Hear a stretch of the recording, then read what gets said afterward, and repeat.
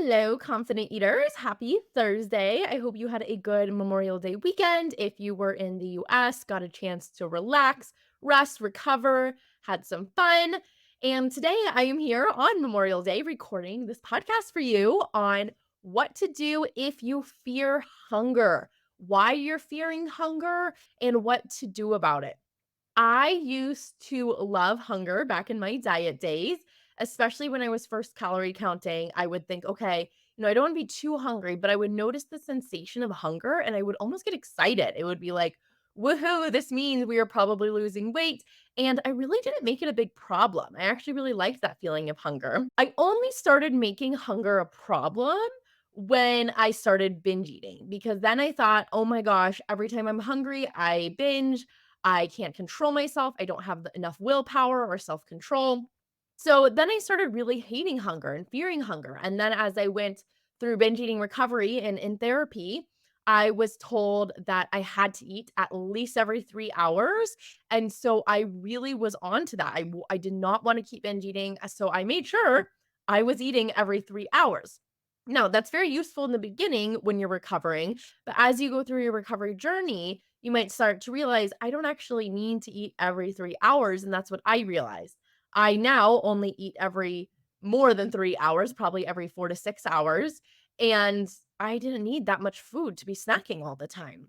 So I really needed to learn how to get over this fear of hunger so that way I wasn't constantly putting food in my body that I didn't need. I wasn't really allowing myself to get hungry ever because anytime I'd have the slightest hint of hunger, I would panic and instantly start eating.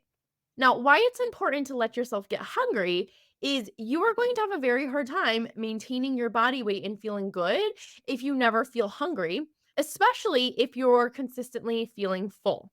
If you consistently have that feeling of fullness, then you're not having the opposite feeling of hunger. Things are going to be out of balance in your body. You're going to be eating too much because you're having too much fullness and not enough hunger. So there's a few reasons why you might be scared of feeling hungry and not wanting to feel it. The first is because you think you're going to binge if you're hungry. Again, we're told eat every 3 hours, don't get too hungry, make sure you're fueling yourself. And this is a super important part of binge eating recovery. Do not doubt that. But the truth is, the amount of hunger you're going to feel is never going to determine whether you binge or not. But you may be thinking, I really do not want to get too hungry right now. And so you are continuing to overeat and eat more frequently than you need. You also might have created a toxic relationship with this sensation of hunger from past diets, like I did, where I was overly hungry for very long periods of time. And even though I thought, woohoo, I'm losing weight, I didn't really want to be hungry all the time. I was tired. I was irritable. I wasn't able to work out as well. It was really a miserable experience to be hungry all day. And I wasn't showing up as the person I wanted to be. And it was hard for me to accomplish my goals and to do these things. So if you felt like you weren't allowed to eat, you may have been angry with this hunger and wished it would go away. And you may have ended up binging because you had this strong dieting hunger. You thought you just didn't have enough willpower. But the truth is, your body was just having a normal response to diet. It is normal to feel overly hungry and have this strong desire to eat when you are dieting, which is why diets don't work. Another reason is you maybe grew up with true food scarcity. So maybe you came from a background where you truly didn't have enough food, or you had a whole bunch of siblings. So food was always gone before you got a chance to get to it. So you learn from an early age that food is something I better get in when I have it, and I better make sure I always have enough. Then finally, you might think that something really bad will happen if you get too hungry, or maybe you've even had a bad experience at some time in the past where you were too hungry and maybe you felt like you had really low blood sugar. Maybe you fear passing out. All of these I've heard before, but I also want you to recognize how many times that's happened in your life and how often our brain tends to blow out of proportion what it has around these fears around hunger. So, how are we going to get over this fear of hunger? I want to start with a story. And this story I debated telling because it's one, a little personal, but two, a little bit out there. So if you're listening with kids, I might turn this off, although I never recommend listening to my podcast with kids because who knows what I'm going to say on here. But I was talking to this guy once, and he was a masochist. And a masochist, if you don't know, is a person who enjoys activities that most would find painful or unpleasant. And I remember we went out to dinner one night and he was like, "Huh, I don't think I've eaten anything since yesterday morning." And it was like the next day dinner. And I was like, "Oh my gosh, how are you not so hungry?" And he said, "Yeah, I am hungry, but it's just a physical sensation. Like, it doesn't bother me that it's a physical sensation I'm having because that's just all it is. It's no big deal that I'm feeling this way. I know I'm going to get food, so I'm just going to eat soon." And so that's how he thought of both pleasure and pain, as they were both sensations. It didn't really matter what they felt like. It was all lumped into this category of just generalized sensations. They weren't good, they weren't bad, they weren't helpful, they weren't unhelpful, they weren't scary or not scary. It just existed.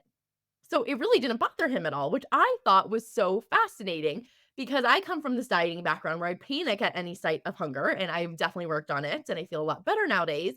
But hearing him just have like totally no issue in the world with not eating for like, what is that? Like 36 hours. And this is definitely not something I'm recommending. Please take note of that. But just showing you how there is this possibility of a different way of thinking of your body's sensations. Now, masochists often describe that they like the pain because they are ultimately the ones controlling it, or they have control over the situation. They're giving permission in the situation. So it gives them the sense of control over these sensations of pain, of pleasure, of what they're feeling. And this is something that people struggling with anorexia describe too, is it's like they have this sense of control and power that they're showing over the food in their body signals.